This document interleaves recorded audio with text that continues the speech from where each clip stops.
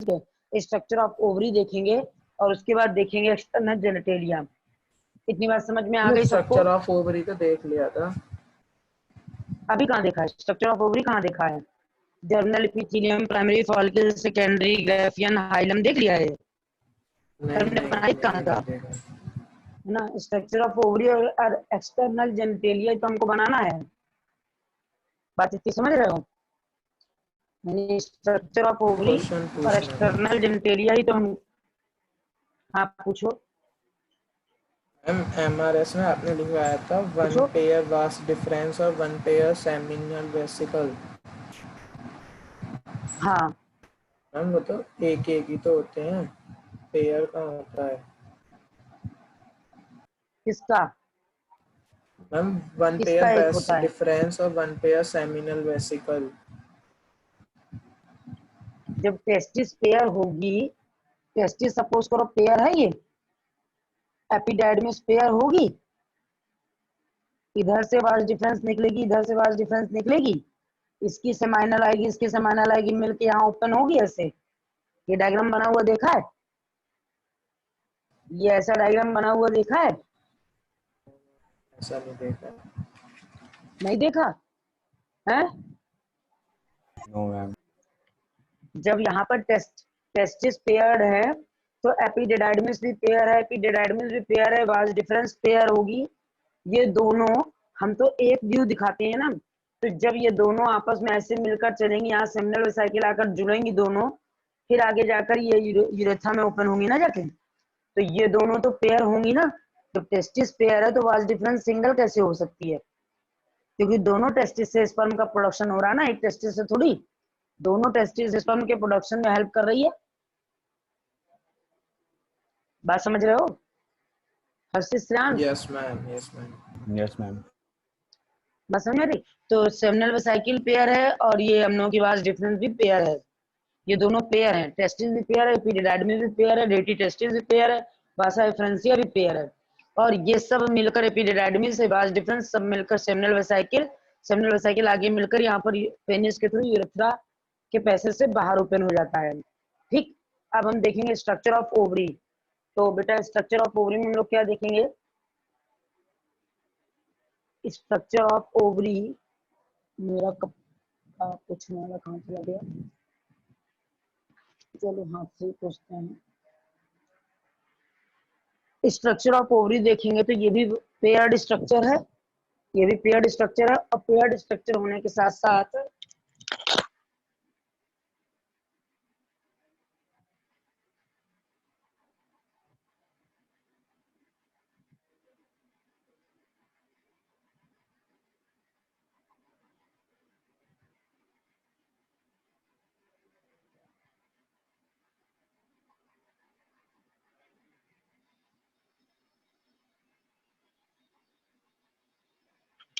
देखो हम लोग क्या देखेंगे? हम लोग सबसे पहले देखेंगे यहाँ पे कि ओवरी का स्ट्रक्चर क्या है। ठीक है, ओवरी का स्ट्रक्चर कैसा बना हुआ है। तो स्ट्रक्चर ऑफ ओवरी देखते हैं हम लोग।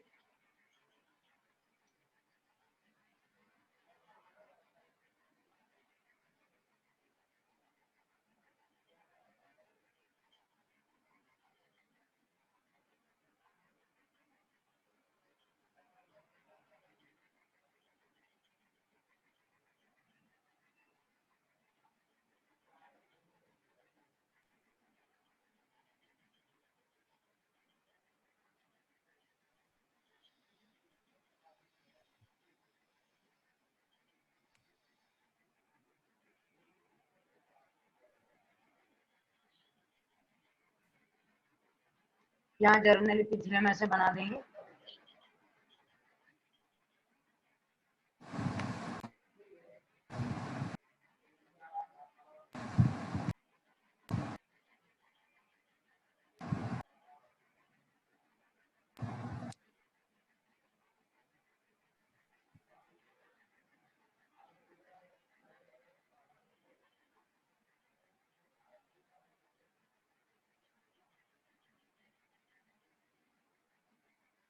आप लोगों को डिलीटेड सिलेबस पता है ना?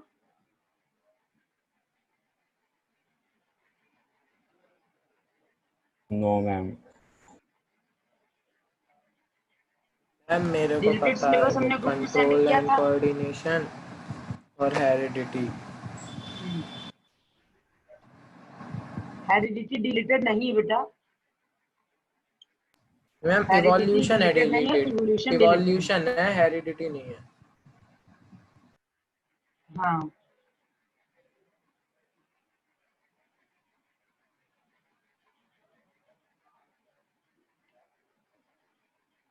अब इसके अलावा हम लोग को हेरिडिटी और नेचुरल रिसोर्सेज पढ़ना है ना। Yes ma'am. मैम एक बार प्लांट्स वाला ना फिर से करवा दीजिएगा। हाँ वो करवाएंगे, जरा ये कोर्स कंप्लीट हो जाए आप लोगों का।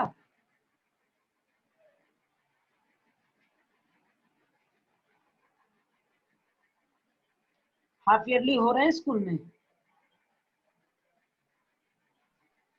मैम वैसे तो कल से स्टार्ट थे, पर मना कर दिया कि अब तो पूरा सिलेबस कंप्लीट होने के बाद प्री बोर्ड लेंगे 4 बार।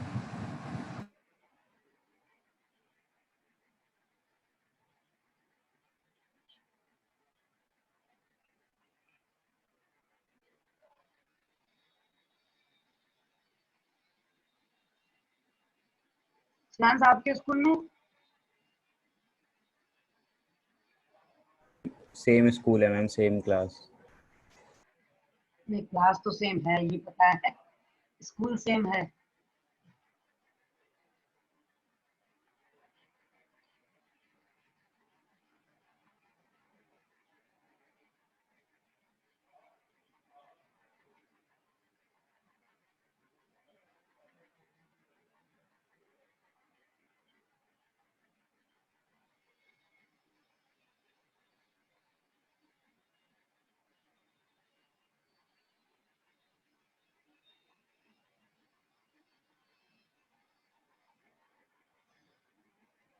रिया गौरी नहीं आया आज।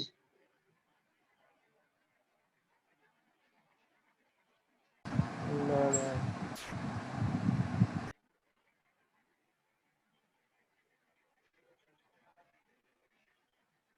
गौरी तो थी मैम। चलो भाई।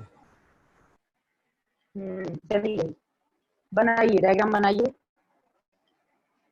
मैम ये डायग्राम है किस चीज का, जो कल आपने बनाया था? तो दोनों साइड जो थी वो बॉल टाइप।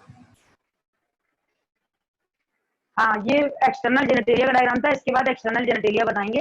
अगर वहां पे आपने डायग्राम बना लिया है तो उस स्पेस को छोड़ के दूसरी जगह पे स्ट्रक्चर ऑफ ओवरी बना लीजिए, उसके बाद हम लोग डायग्राम बनाएंगे।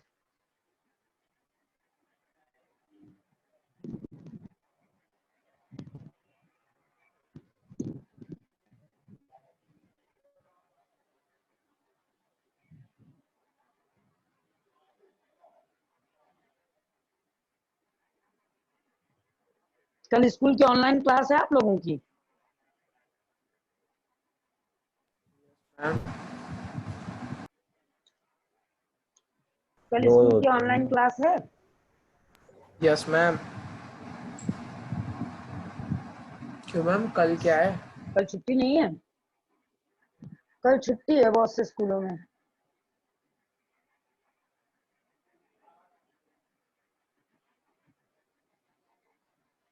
है क्या वैसे मैम कल? कल विश्वकर्मा पूजा है। मैम वैसे तो होती है।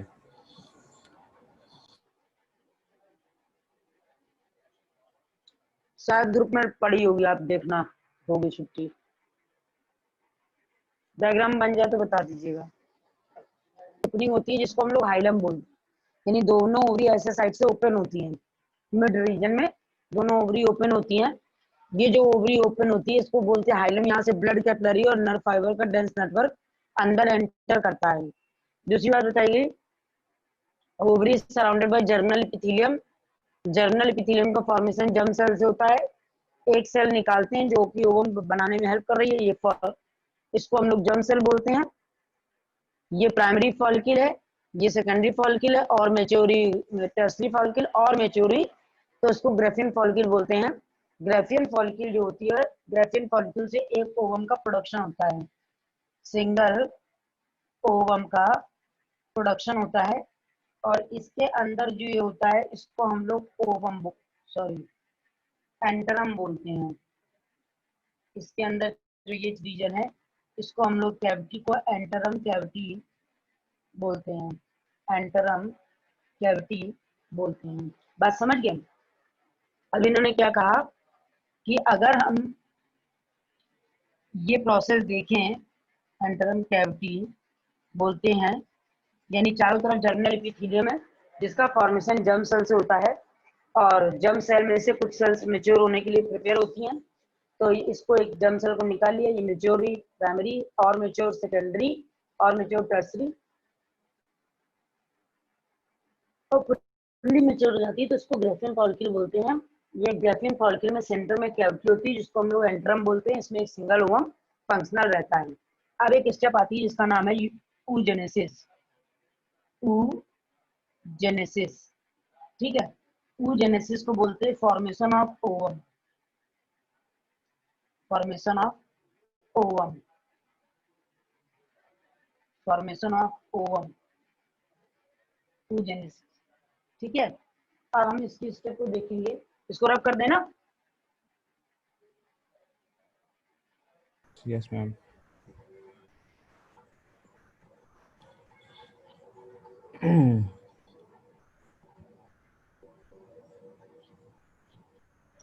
इसका तुम लोग स्क्रीनशॉट ले लेते, ग्रुप में फॉरवर्ड कर देते, जिससे जो लोग क्लास आते। Liberation of ovum is known as ovulation. Liberation of ovum from body, नहीं, from ovary, from ovary is known as ovulation. Liberation of ovum from body is known as menses cycle. menses cycle. अब हम लोग देखेंगे oogenesis की step को। oogenesis, एक germ cell लेके आए हम, ये हमारी है जर्म सेल जो B2N कंडीशन में जर्म सेल मेच्योर हुई,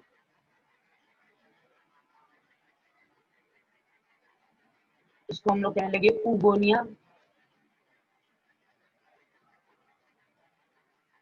oogonia जर्म सेल और मेच्योर हुई,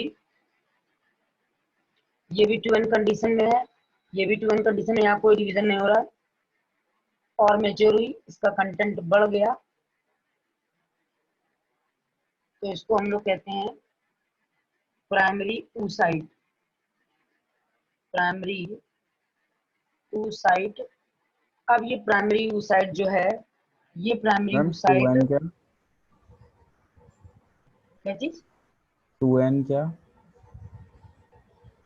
2N का मतलब होता है यहाँ number of chromosomes, number of chromosomes paired होंगे, पेयर्ड होंगे। जैसे हम लोग 23 पेयर हैं, तो 23 पेयर ऑफ क्रोमोसोम को हम लोग क्या बोलते हैं? 2N कंडीशन बोलते हैं। 23 पेयर ऑफ क्रोमोसोम को 2N कंडीशन बोलते हैं। एन मतलब नंबर पेयर ऑफ क्रोमोसोम है, हाँ, पेयर वालों को बोलते हैं 2N कंडीशन, और अनपेयर्ड को बोलते हैं हम लोग, अनपेयर्ड कंडीशन को बोलते हैं हैप्लॉइड, ठीक है। अनपेयर्ड को हम लोग रिप्रेजेंट करते हैं एन, जैसे स्पर्म हो गया हमारा एन, स्पर्म हो गया एन, ओवम हो गया हमारा एन, यानी यहाँ पर 23 और 23 केवल क्रोमोसोम्स प्रेजेंट होंगे, 23 और 23 केवल क्रोमोसोम्स प्रेजेंट होंगे, ये हैप्लॉइड कंडीशन में प्रेजेंट होगा। इतनी बात क्लियर हो रही है? अब यहाँ पर देखते क्या है हम लोग, ये प्राइमरी oocyte मियोटिक डिवीजन के थ्रू, रिडक्शन डिवीजन के थ्रू डिवाइड करती है। रिडक्शन डिवीजन यानी मियोसिस फर्स्ट, मियोसिस फर्स्ट के थ्रू डिवाइड करती है, तो ये बना लेती है सेकेंडरी oocyte। दो सेकेंडरी oocyte बन के तैयार हो जाती है जिनकी प्लॉइडी हो जाती है N, और N ये थी 2N। अब इसमें माइटोटिक डिवीजन होता है, जैसे वहां पर हम लोगों का हो रहा था माइटोटिक डिवीजन। माइटोटिक डिवीजन का मतलब होता है नंबर ऑफ सेल्स को इंक्रीज करना। माइटोटिक डिवीजन हुआ तो इसने बना लिया 3 पोलर बॉडीज, 3 पोलर बॉडीज और एक फंक्शनल ओवम। एक फंक्शनल ओवम सिंगल बनेगा और ये 3 बनेंगी पोलर बॉडीज। ये 3 बनेंगी पोलर बॉडीज। बात समझ में आ गई? हमने क्या देखा कि liberation of ovum from ovary को हम लोग ओव्यूलेशन बोलते हैं और liberation of ovum from body is menses cycle. Formation of ovum को हम लोग oogenesis बोलते हैं। oogenesis के स्टेप देखेंगे तो एक जर्म सेल को लेके आएंगे हम। जर्म सेल जो कि ट्विन कंडीशन में प्रेजेंट होती है। यहाँ पर नंबर ऑफ क्रोमोसोम पेयर्ड होंगे। ये मेच्योर हुई oogonia और मेच्योर हुई प्राइमरी oocyte, इसको बोलने लगे। प्राइमरी oocyte में नंबर ऑफ क्रोमोसोम्स 2n है, सब जगह 2n कंडीशन है। प्राइमरी oocyte जो है वो second reduction division meiosis first के थ्रू डिवाइड हुई, तो इसने दो सेकेंडरी oocyte बनाई जिनकी प्लॉइडी nn हो गई। सेकेंडरी oocyte माइटोटिक डिवीजन के थ्रू डिवाइड करी तो 3 पोलर बॉडीज बनी और एक फंक्शनल ओवम बनके तैयार हुआ। हम लोगों की लाइफ साइकिल में पूरे मंथ में एक सिंगल ओवम फंक्शनल होगा, लेकिन मेल हर बार 4 स्पर्म बनाएंगे और चारों एक्टिव रहेंगे। एक जर्म सेल से एक ओवम बनेगा फीमेल के केस में, वहां पर एक जर्म सेल से 4 स्पर्म बनेंगे मेल के केस में। बनाइए इसको। मैम ये 3 जो कोई डाउट है? पोलर बॉडीज है इनका क्या होगा? 3 इनका पोलर क्या काम बॉडीज है? डीजनरेट हो जाएंगी। हाँ, 3 पोलर बॉडीज क्या करेंगे, इस डेवलपिंग स्पर्म को इस डेवलपिंग ओवम को नरिशमेंट प्रोवाइड कर रही हैं और उसके बाद जब नरिशमेंट प्रोवाइड कर चुकेंगे, ये मेच्योर हो जाएगा तो उसके बाद ये सब डीजनरेट कर जाएंगी। ये सब डीजनरेट कर जाएंगी। मैम मतलब खत्म हो जाएंगी? हाँ, खत्म हो जाएंगे। इनका कोई रोल नहीं है, तब तक रोल है जब तक ओवम को नरिशमेंट प्रोवाइड करना, तब तक इसका रोल है। ओवम को नरिशमेंट प्रोवाइड कर दिया, ओवम बिल्कुल परफेक्ट मेच्योर हो गया, उसके बाद इनका काम खत्म हो गया, ये डिस्ट्रॉय हो जाएंगे, इसीलिए छोटी बनी हुई है। ओवम को फॉरेन एजेंट को लेना है यानी स्पर्म को लेना है, इसलिए ओवम को फंक्शनल रहने के लिए ज्यादा न्यूट्रिएंट की जरूरत है। ओवम को फंक्शनल रहना है, ओवम के पास एक फॉरेन एजेंट आएगा जिसका नाम स्पर्म है, उसको आना है, इसलिए ओवम जो है वो हमेशा एक्टिव रहेगा। एक्टिव रहने के लिए तीनों पोलर बॉडीज अपना नरिशमेंट इसको दे देंगी और ये तीनों जैसे जैसे न्यूट्रिएंट देती जाएंगी वैसे वैसे डिजनरेट करती जाएंगी।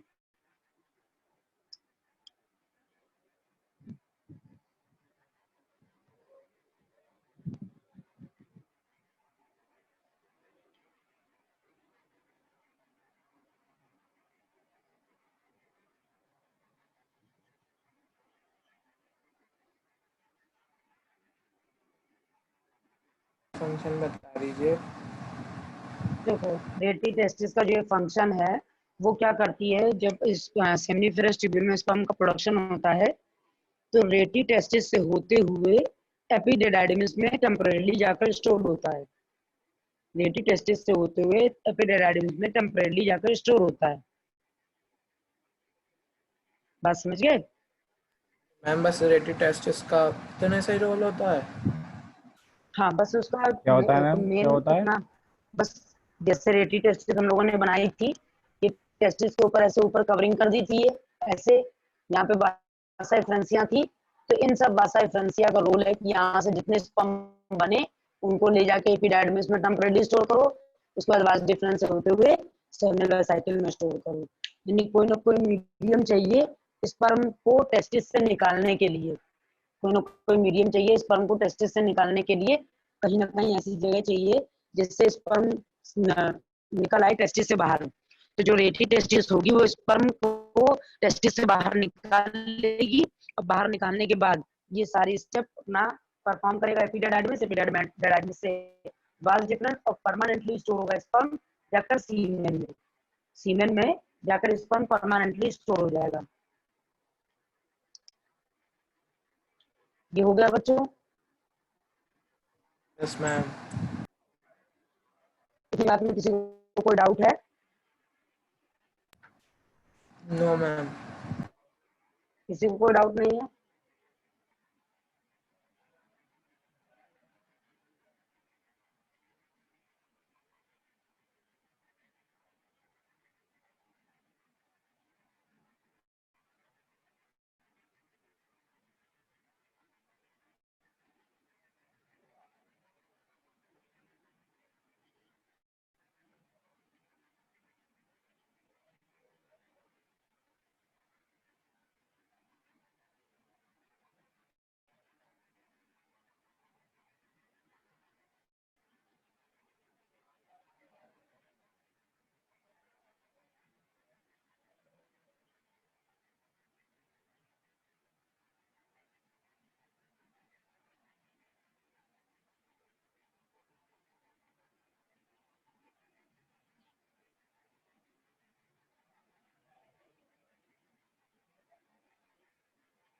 ये ओवम का डायग्राम हम लोग बनाएंगे।